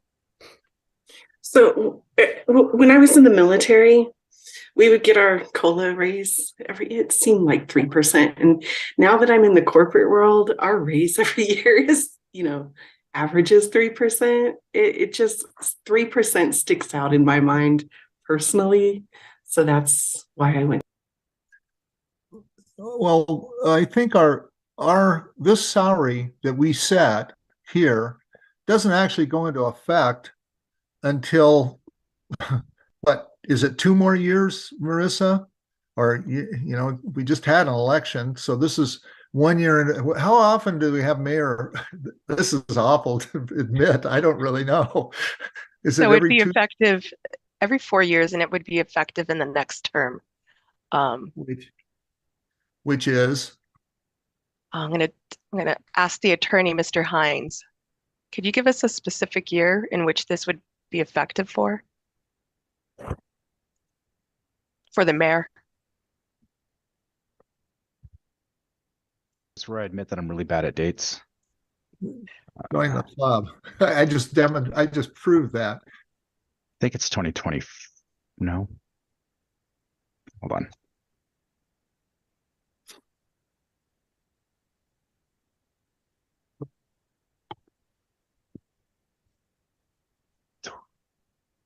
Right. Yeah, sorry, we just had an election. Yeah, so 2026. So what we decide on today will be the salary of record when they choose to run or not run, which is going to take place in 2026. Yeah, the election will be in November of 2025, and then the new term will start January 1st, 2026. Okay. Mhm. So, So we're kind of hedging against inflation not getting worse. That is a very good point. Mhm. so 10% covers inflation that's in the bank, so to speak, historical inflation, really. And if you look at, interest rates that go out a year or two, they're in that same 5% range, actually. So they're not really, 10% will not compensate them for cost of living, won't keep the mayor salary equivalent, not equal, but equivalent, right? So that's one rationale for going with 3%, or the nice round 150 number, which is slightly higher, or whatever. Or we could come up with, we could look at what a 2-year inflation index bond is, yielding now for fall of 2025 or something, or, Well, just taking that initial 146.81 number and multiplying that by another 105%.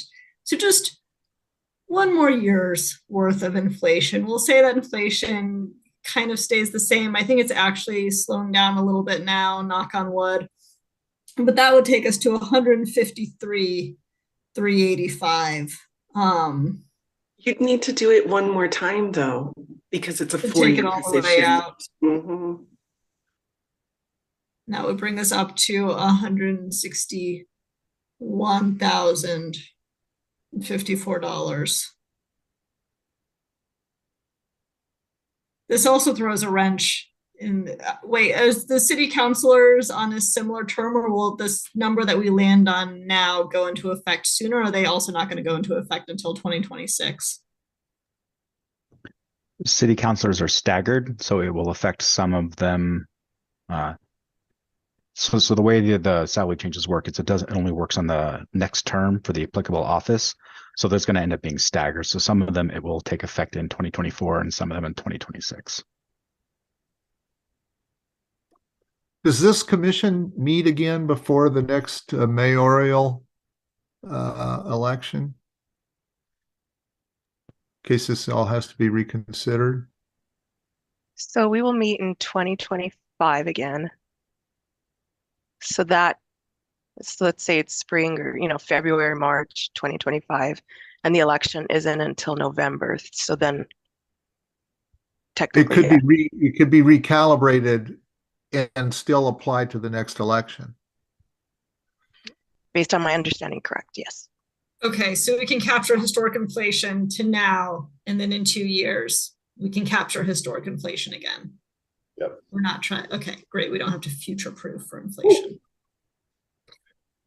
Makes it easy. It's an easy job. We're out of the prognosis business then. So I guess, sorry, maybe not quite prognosis, I don't know, but did we land on just the 10% COLA adjustment, or do we want to do 10% plus the 3%? Knowing that we're going to reevaluate again, I'd come down slightly on the COLA adjustment this go round, and then kind of see where we land on the next go round survey, also for like expansion of duties or like blah blah blah.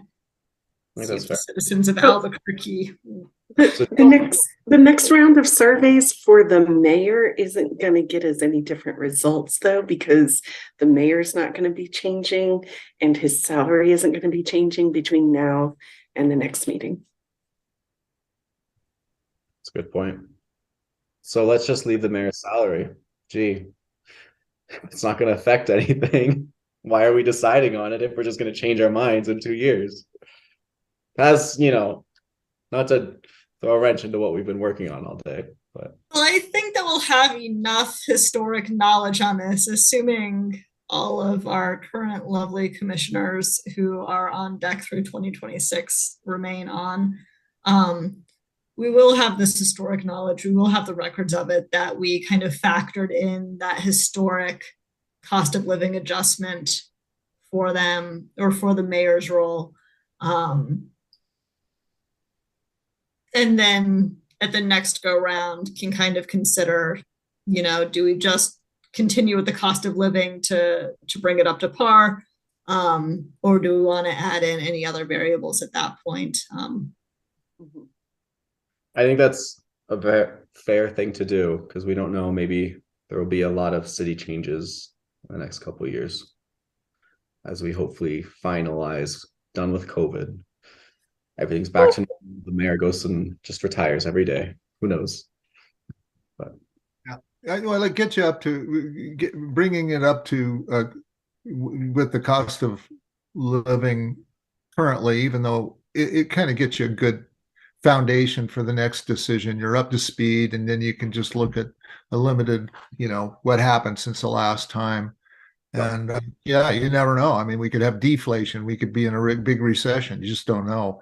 But at least this way, as of this date, that was what the commission felt was, the right salary and why. what I'm hearing then is that we're all on board for a 5% over the 2 years.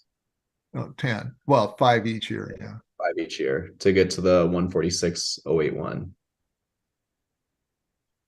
All right, I'm gonna make a motion to adjust the mayor's salary for the next term at this time to $146,000 and $146,081. I thought, wait, check that. Was it 081 or? Yeah, it was 081. Okay. But I'll second it. Sounds good. Are we voting? Is that the voting part Okay, now? so it's been moved and seconded that we adjust the mayor's salary to reflect 5% inflation during the past 2 years and to a salary of 146,081. All in favor? Aye. Right. Okay, so that's unanimously passed. Yay. way to go, team. Halfway there. Well, a third of the way there, sort of. 1/3 of the way there, just crushing it. Mhm. So brings us- Again, if I can interject, I know we only have 4 minutes left, but I've been told that we can go over. The GovTV will let us go over. Thank you. And then was the reasoning clarified for you as well, or should we restate it for the salary? I think I do have a clarifying question. The motion or what he stated was that 5% for each 2 years to reflect inflation. Is that a correct statement, or is it the cost of living, the COLAs It sh- adjustments that the employees received each year? my understanding is it should be the cost of living and not just inflation. Okay. To reflect the same that the city staff are getting.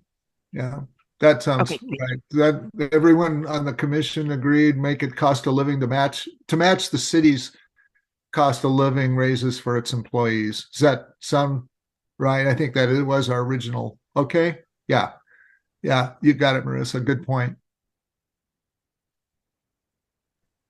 So now into the discussions. So I am still very pro 1 adult, 2 kids. Let's just give ourselves ample room for, I would say, I don't know how many people in Albuquerque do not have that situation or have a situation that's more financially difficult. But I would assume that that would represent a good proportion of Albuquerque residents and encourage them to be financially able to run for election for city council, and then prorating that down to 75% based on the times that the city council has suggested that they put into this role as 75% of full-time employment status or full-time equivalent. So that would put us at, what was that, 65 something? I don't remember the number. I don't have it saved anywhere. So the 59,109 was 75% of the US medium household income. Okay.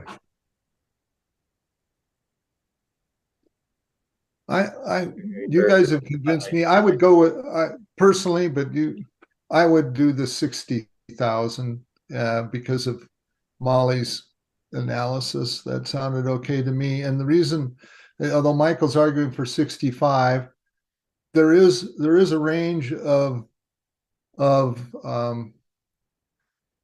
time that different counselors put in. Some put in more time, some put in less, which may have something to do with their opportunity costs. You know, if you're retired, you can spend a lot of time, and if you're not, you can't. I sort of wish we could also say something. We can't do it now; it'd be too complicated. But that the commission, I don't know. I don't think I'm on it any longer, but you other three are going to be around. I kind of wish that you could do a salary and maybe moving forward with the 60, and then something to do with the number of committees, the amount of committee work you do. Because then you are being compensated to a certain degree. There's an incentive, if you will, or a recognition that serving on certain committees or more committees, you know, is a bigger demand on your time. Corporate boards, for example, sometimes get additional compensation for committees, or sometimes only, like the audit committee, for example, will be compensated because it's just a hell of a lot more work than being on, you know, the whatever, some other committee. And there might be a couple, you know, that would be an interesting, for me anyway, an interesting bit of input would be to ask what committees, how many times do you meet?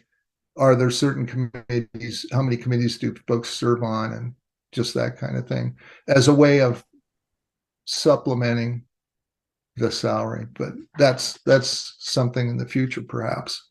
And we can document that in our work files. It sounds like frequency for next time might be beneficial. So we can document that. Yeah, that'd be cool. And how many counselors you could have position, you know, counselor A, you don't have to identify them, but counselor A, B, C, D, E, F, G, or whatever. And here's how many committees they work, and here's how many committee meetings they went to, rather than having them report the hours. Just that'd be interesting as well. I think. I do like the idea of some sort of level setting like that as a future project. I like this direction that we've kind of laid out as an option for the next time around. I'm curious, Marissa, if we land on this $60,000 number for the counselors, if in explanation of we considered the hours that go into this role, we considered the median household income in the city of Albuquerque and calculating that. Is that kind of explanation sufficient for how we landed there? As ultimately you are all the decision makers, and if all those factors played into, you know, what you arrive at, yes, that'll be sufficient. We can document that. Okay, maybe we can. I have a kind of a procedural question for Alan. Because it's a staggered set of counselors, if we raise this, for example, pretty substantially, this salary to 60,000 or whatever, 60, 65, 50, whatever it is, it looks like it's going to be a pretty substantial raise.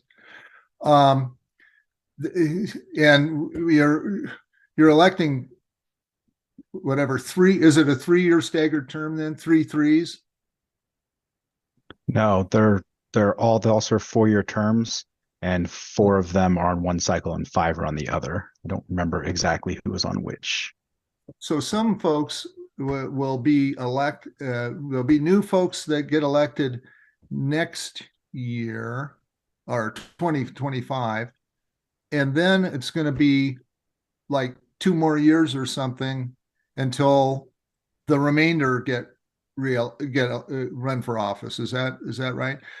Does the new salary affect even the incumbents? In other words, if just the 4 new ones get 60, and then just making up a scenario, could it be that 4 new folks get 60,000 and 5 old ones are getting 33,000 for like 2 or 3 years? That does appear to be how it is designed to work. That provision is in Article 18, and it says changes to the salaries shall not be effective for the incumbent mayor and councilors, but shall be effective at the beginning of the next term.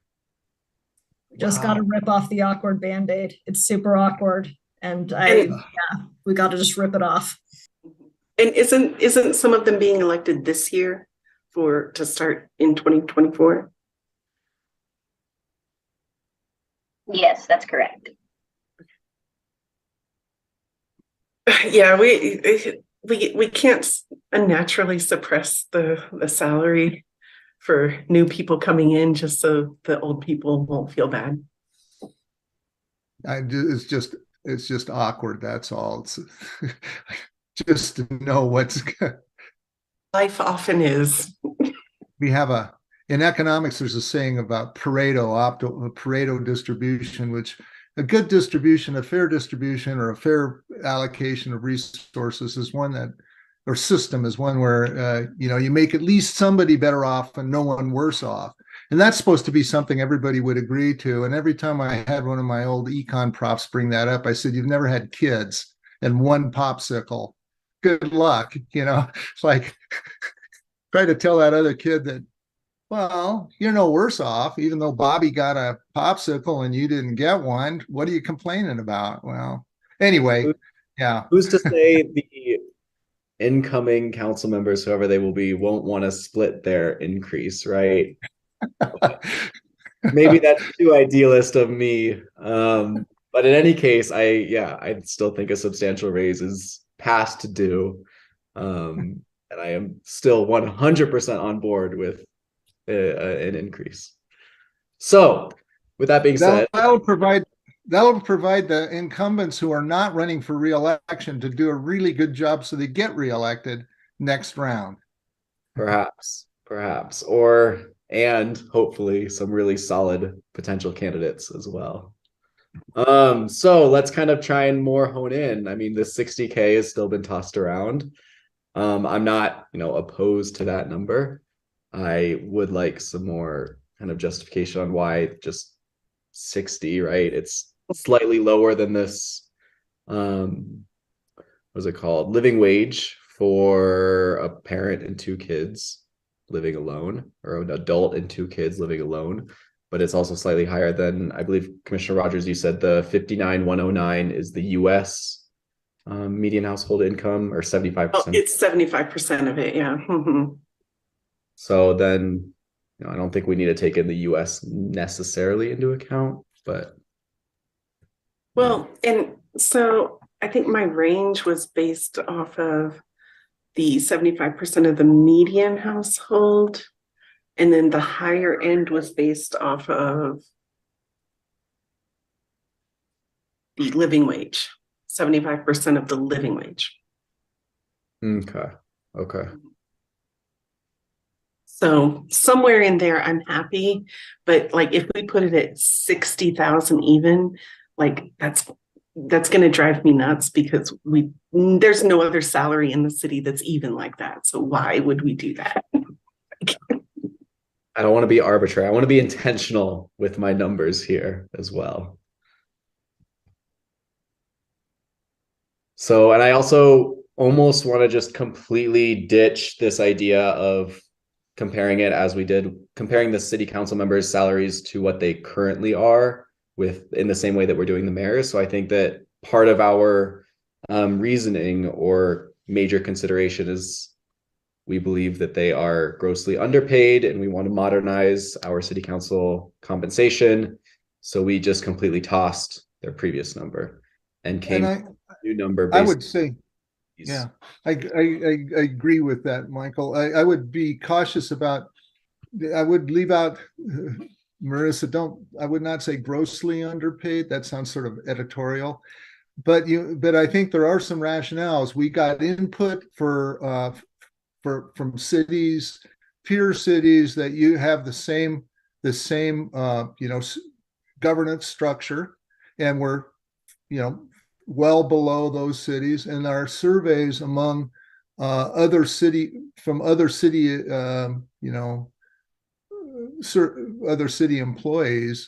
i.e. the mayor and the other two administrators, as kind of indicated that they felt like they were underpaid, right? Am I misrepresenting that? And the city councilor themselves felt like the composition of the city council, as Carrie, I think, pointed out, indicates that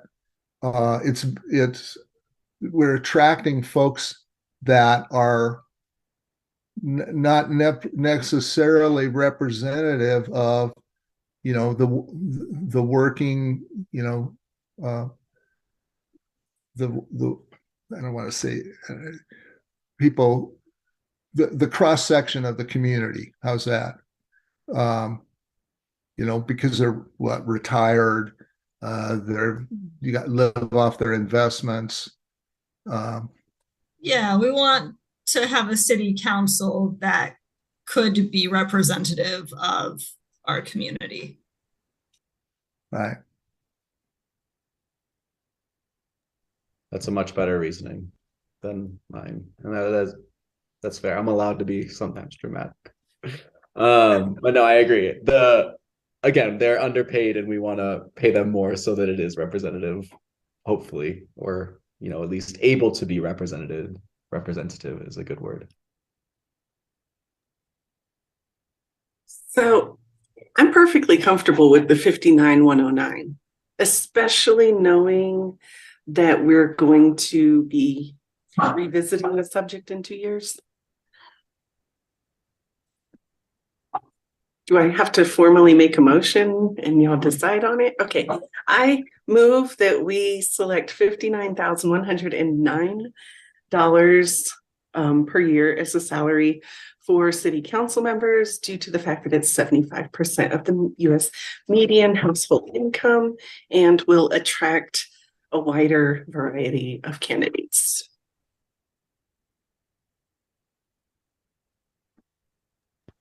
And this is for clarification. You're saying the median U.S. income and not the median Albuquerque income that's in the report. Mm-hmm. Because we want to bring Albuquerque into the modern age and keep her up to date with other cities. I would amend that rationale to include, after maybe a preamble saying something like, after considering the salaries of city councilors in peer municipalities with similar governance structures, as well as responses from our city, from the councilors and the city administrator surveys, and then everything Molly just said, something like that. Does that sound? Because it just, otherwise I think we want to make it clear we're not just basing this on the median income in the US. That's how we came up with the numbers. But the thing that motivated us to look at things this way and to do a substantial revision are those other salaries and the responses to the surveys, I think. And just to clarify on a path forward, what'll happen is we'll have a brief meeting after this. So we'll go back, write up the conclusion, provide it to you beforehand, and then we'll have another meeting where you actually approve the report, the final report. So if we need to clarify any language or make any edits, we still can do that. Okay. Do That I hear a sounds great. second to that motion? Yeah, I second the motion with Kent's amendment for the preamble. Yeah, seconded. Any further discussion? All in favor? Hold on. I do have one more point to make.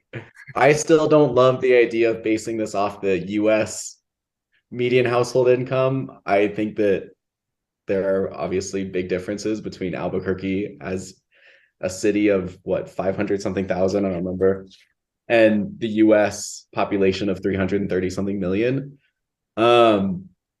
I still think that number is close to where I would personally put it, but just on the record there, I guess. No, I appreciate you raising that, Michael. I think if we are going to anchor on a specific number, like there are pieces that feel a little weird for me. What if we,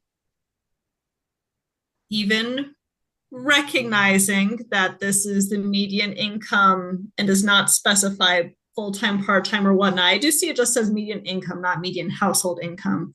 But the median income for the city of Albuquerque in 2021 was $62,843. So what if that's our number?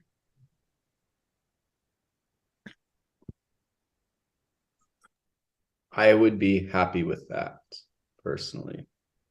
And I also believe that gives us more rationale and the specific reasoning on why that number specifically, not just like why we raised it up, but why we chose a specific number. I think that going around there is much more. Could you restate that again, Carrie? Repeat it one more time. Yeah, I guess I'm making a new proposal. Am I making a new proposal? I'm making a new proposal that we set the city councilor's salary to $62,843, taking into consideration the scope of work for the role, the specialization and level of professional experience needed to do the role well, the median income for the city of Albuquerque. I think that would have to be an amendment to Molly's. Would we have to vote? Yeah, we would have to vote mine down and then do a new motion, right? Oh, okay, yeah. Yeah, you have a couple options. You can either, like the chair said, you can either amend it or you guys can vote this one down and then have a new motion, either way. But right now, you guys currently have a motion to amend along with the initial motion to set the salary. The motion to amend had to do with the wording. Is that right, Alan? Yeah. So we would vote. Let's Maybe just shut it down and then restart. How about that? I like that. No. Gotten a little lost. I think the wording that was the amendment was also to back up the number originally. So let's call it. So we're going to change the others. So I want to clarify things one more time in my own thick brain. So Molly's was on the median income. Is that household income in the U.S. or is that an individual's income? Okay, so the median household income for the U.S. is $78,813, and 75%. Real quick, do you have a year? Do you have a year for that? Yes, that was 2022, and 75% of that is the 59,109. And then Carrie's was the same number for Albuquerque. Is that right, Carrie? Mine was the number just dead on the median income for the city of Albuquerque. So I'm not doing that 75% calculation for that, which given all of our conversation around, attracting candidates, blah, blah, blah, blah, blah. if we're anchoring to the household income to get our specific number and recognizing that we're looking for a number that ends in this ballpark, I think if we try to prorate it, we come back to just being too low. So let's vote on the motion and the amendment, and then we can continue maybe with discussion to clarify things. Okay. Vote on the amendment first, please. Yes, the first thing we vote on is the amendment was the sort of verbiage that I proposed to Molly's amendment, which added that rationale about the after considering peer municipalities and the responses from city officials to the and to the surveys. So all in favor of the amendment. So in other words, this would mean that if Molly's number gets approved, then we would want this amendment to be in effect. Okay, but we're going to vote on the approval or not. So all in favor of the amendment. Okay, so that passes. Now, the second vote is to vote on Molly's original number, the 50, 59, whatever. Marissa has it, the 59, and the first number. And so all in favor of Molly's original number. And I'm going to vote yes. I like that. I still like it. No, I'm the only one. All opposed. Okay. So that was defeated. So now, Carrie, do you want to make a motion? And here's one thing you might consider doing. You might move with saying Molly's proposal with a new number so that we don't have to go through the amendment or the verbiage again, because Marissa should have all that down, right? So you can just say, I'd like to, mimic the prior proposal as amended with a new number. I make a motion to mimic the prior proposal with a new number. And that new number would be 62,843. Okay. Any discussion? All in favor? Oh, Does somebody need to second it? I vote yes. Oh, second. Sorry. I'm thinking about dinner. Okay. So that passed as well. Now we are left with the president. Somebody have their calculator and see what proportion the president made over and above. 2,200. How much? 2,200. Do you know what the percentage was? No.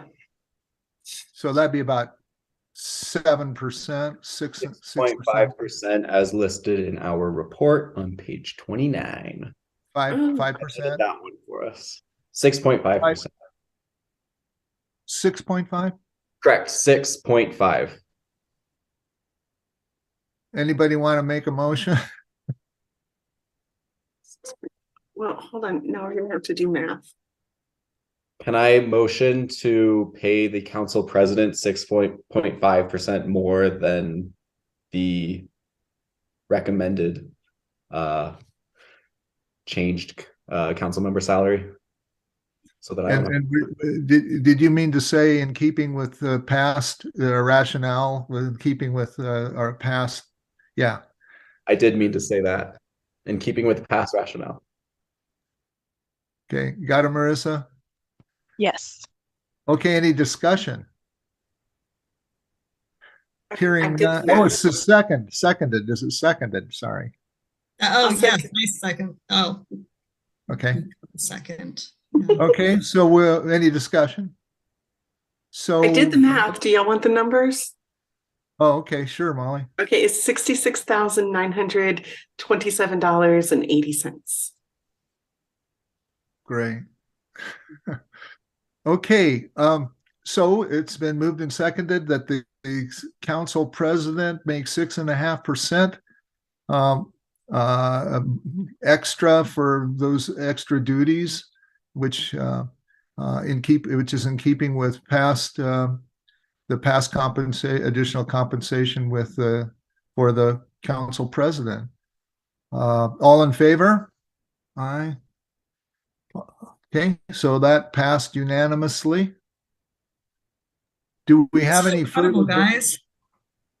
Yeah, do we have any further business? Do we have to schedule the next meeting? Oh, thank you. Should we do a doodle poll, Leslie, and for the Can we next? make, yeah, do we make a motion to do the scheduling via email like we usually do? No? I don't know if we need a motion Okay. for that or not. Okay, let's Just do as it long through as we- email. Okay. I'll go ahead and send out the doodle poll for that then. Okay, And I great. just a Yeah, second Michael. before we close, do we need to send out another doodle poll, or are we confident that we could do this with the same information in the doodle poll that we submitted like last week? I believe went through all of March. I don't know. I didn't. I need a new poll. I Okay. only did this week. Okay. Same here. Same here. I did that same thing. And here I am spending hours of my life going through my calendar and clicking next. Leslie, sincere apologies that you had to do the doodle poll. I recognize I'm the one that proposed it, and it's entirely because I misread Commissioner Rogers' email. I thought that she said that she was not available any of the dates this week, and I was like, oh shit, here we go.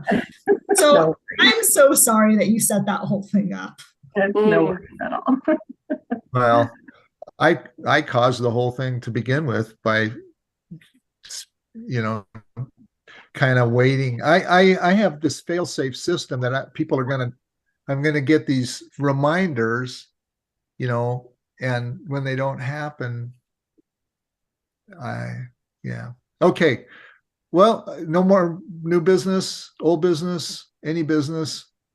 Okay. Do we need to vote on an adjournment or just I can adjourn? the I make a meeting? move that we adjourn. Okay. Second, Good. all in favor? Okay, meeting's adjourned. Thanks, everybody. Thank you, Thanks a lot. everyone. Congratulations, All right, us. Leslie and Woo-hoo. Ellen and Vanessa. Appreciate you guys So much. staying over. Thank you. Thank We'll see you you. soon. Bye-bye. Thank you. Bye. Bye-bye.